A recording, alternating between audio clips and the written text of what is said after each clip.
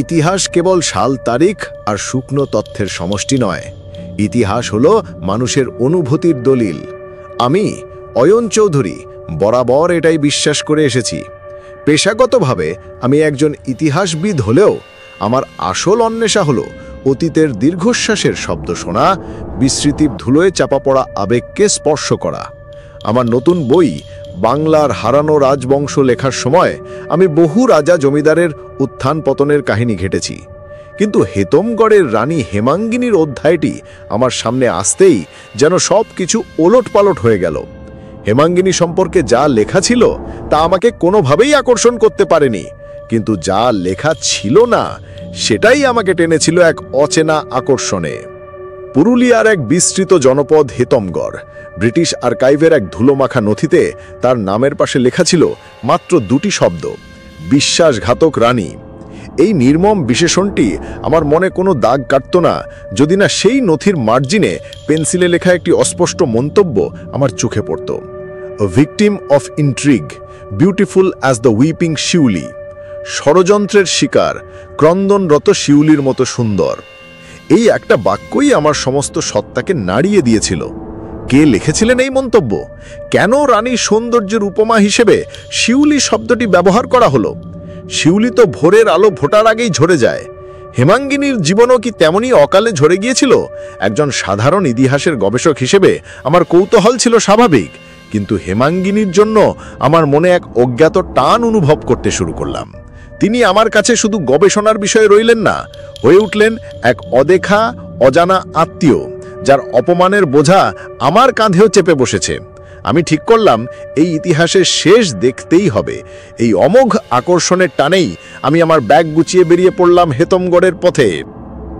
হেতমগড় গ্রামে পৌঁছানোর অভিজ্ঞতা ছিল সময়কে পেছনে ঠেলে দেওয়ার মতো।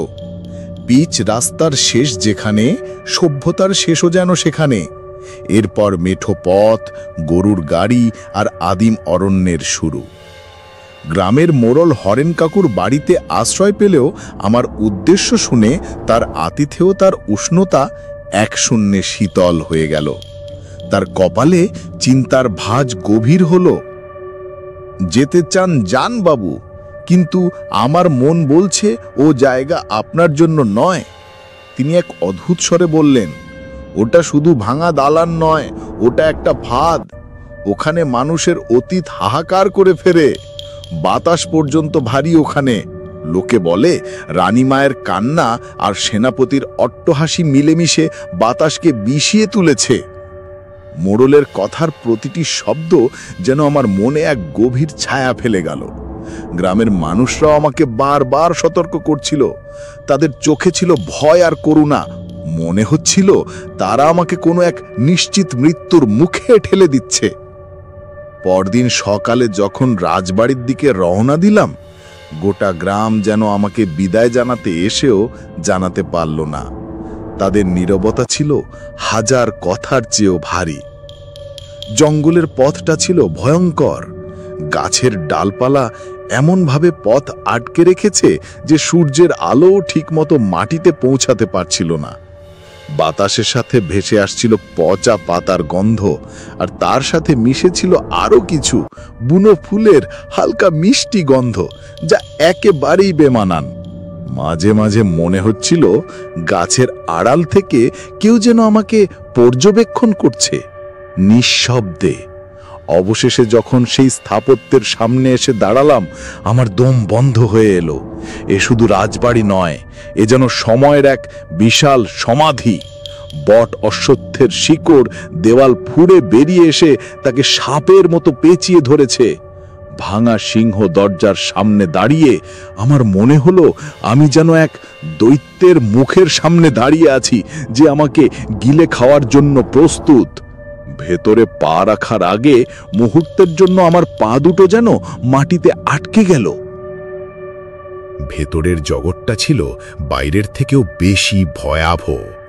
চারদিকে এমন এক নিস্তব্ধতা যা কানের ভেতর ভো ভো করতে থাকে।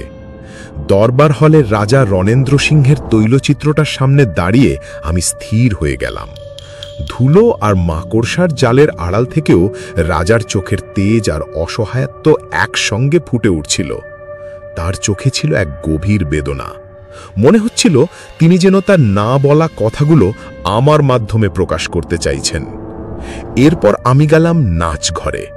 ভাঙা ঝাড়লণ্ঠনের কাঁচের ওপর দিয়ে হাঁটার সময় আমার জুতোর নিচে যে শব্দ হচ্ছিল তা যেন মৃত নর্তকীদের দীর্ঘশ্বাসের মতো শোনালো। দোতলায় রানীর মহলে প্রবেশ করতেই সেই অদ্ভুত অনুভূতিটা ফিরে এলো। ঘরের তাপমাত্রা বাইরের থেকে অন্তত 10 ডিগ্রি কম বলে মনে হলো। নিস্তব্ধতার মধ্যেও আমি যেন শত শত মানুষের চাপা ফিসফিসানি শুনতে পাচ্ছিলাম। ভাঙা পালঙ্কের পাশে একটি ছোট দেরাজের ভেতর আমি পেলাম একটি চামড়ায় বাঁধানো ডায়েরি। পাতাগুলো প্রায় নষ্ট, কিন্তু কিছু লেখা তখনও পড়া যাচ্ছে। সেটা ছিল রানী হেমাঙ্গিনীর নিজের হাতে লেখা।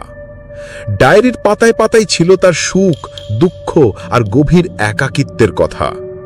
রাজা তাকে কতটা ভালোবাসতেন, কিভাবে সেনাপতি রুদ্রপ্রতাপের কুদৃষ্টি তার জীবনের সুখ কেড়ে নিচ্ছিল, সব লেখা ছিল সেখানে। এক জায়গায় তিনি লিখেছেন, আজ রাতে আকাশে চাঁদ নেই, আমার মনের আকাশেও অন্ধকার। রুদ্রপ্রতাপের চোখ দুটো যেন দুটো জ্বলন্ত অঙ্গার, যা আমাকে পুড়িয়ে ছাই করে দিতে চায়। রাজাকে বলতে ভয় হয়, যদি তিনি ভুল বোঝেন। আমার জীবনের শিউলি ফুলগুলো ঝরে যাচ্ছে এক এক করে। এর শেষ কোথায়? ডায়েরিটা পড়তে পড়তে আমার চোখ দিয়ে জল চলে এলো। আমি স্পষ্ট বুঝতে পারছিলাম এ কোনো বিশ্বাসঘাতক নারীর লেখা নয়, এ এক অসহায় প্রেমিকা স্ত্রীর বাঁচার আকুতি। ডায়েরির শেষ পাতাটা ছিল ছেঁড়া, যেন কোনো এক ভয়ঙ্কর ঘটনার সাক্ষী। সূর্য ডোবার সঙ্গে সঙ্গে রাজবাড়ি তার আসল রূপ প্রকাশ করতে শুরু করল। প্রথমে শুরু হলো মৃদু শব্দ। দরজার পাল্লা আপনা আপনি খুলে যাচ্ছে আর বন্ধ হচ্ছে। আমার পাশ দিয়ে যেন কেউ হেঁটে চলে যাচ্ছে, কিন্তু তাকে দেখা যাচ্ছে না। আমার মনে হচ্ছিল আমি একা নই, এই ঘরে আরও অনেকের অদৃশ্য অস্তিত্ব রয়েছে। প্রতিটি নিঃশ্বাস যেন আরও ভারী হয়ে উঠছিল। রাত যখন গভীর হলো, কান্নার শব্দটা শুরু হলো। সে কান্না এতটাই করুণ যে পাথরও গলে জল হয়ে যাবে। আমি টর্চ হাতে কুয়োর পাড়ে গিয়ে যা দেখলাম তার জন্য আমি প্রস্তুত ছিলাম না। কুয়োর পাড়ে সাদা শাড়িতে হেমাঙ্গিনী দাঁড়িয়েছিলেন। তার শরীরটা ছিল স্বচ্ছ, আবছা, কিন্তু তার মুখটা ছিল স্পষ্ট, অপরূপ এক মুখ, কিন্তু তাতে যেন শতাব্দীর কান্না জমে আছে। তার চোখের জল গড়িয়ে পড়ছিল, কিন্তু তা যেন বাতাসে মিলিয়ে যাচ্ছিল। তিনি যখন তার গল্প বললেন, আমি শুধু শুনলাম না, আমি যেন দেখতে পেলাম। আমার চোখের সামনে ভেসে উঠল অতীতের দৃশ্য, রাজা রানীর সুখের দিন, রুদ্রপ্রতাপের ষড়যন্ত্রের জাল, রাজার ভুল বোঝা, আর শেষে সেই ভয়ঙ্কর রাত যখন হেমাঙ্গিনী অপমানের জ্বালা সইতে না পেরে কুয়োয় ঝাঁপ দিয়েছিলেন। তার আত্মহত্যার সেই মুহূর্তটি আমার চোখের সামনে জীবন্ত হয়ে উঠল।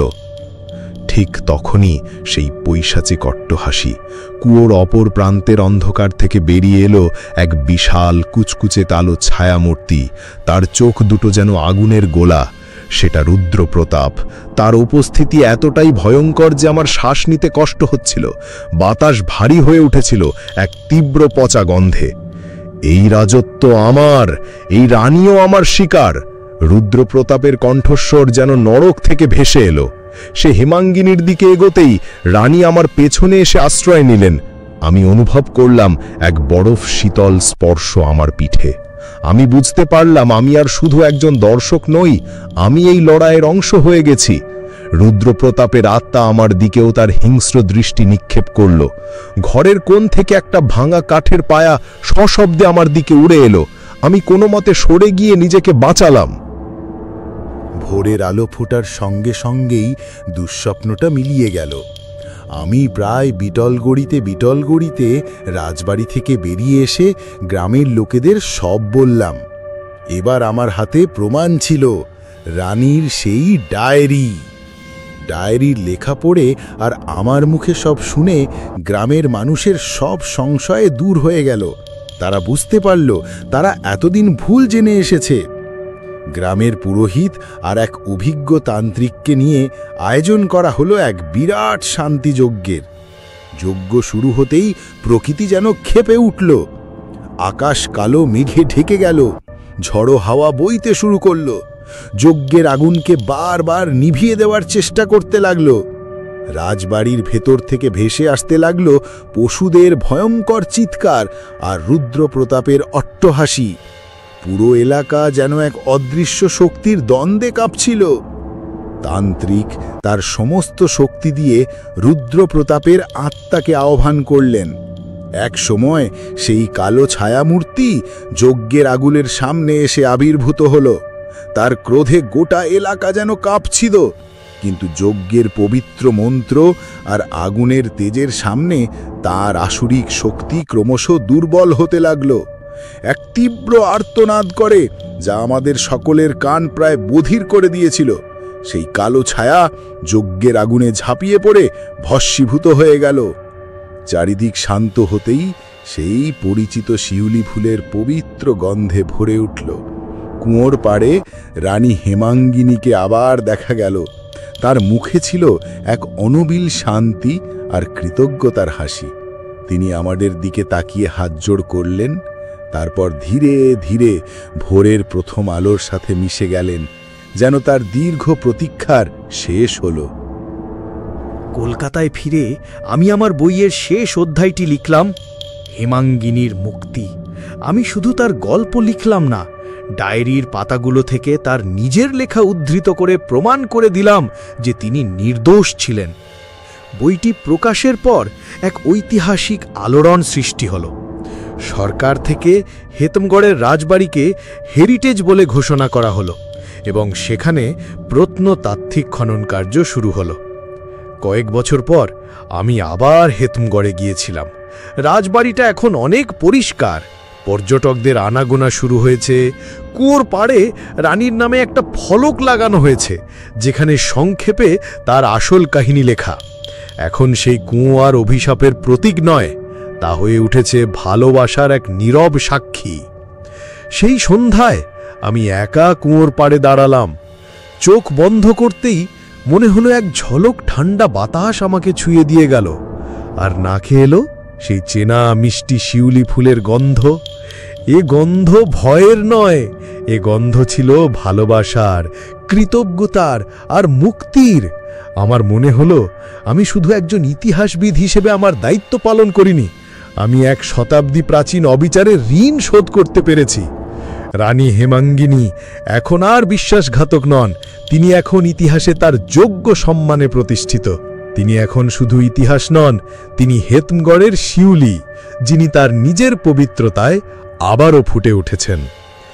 যদি আপনার এই গল্পটি বা এর কোনো অংশ সম্পর্কে আরও কিছু জানার থাকে, তাহলে আমাকে জানাতে পারেন।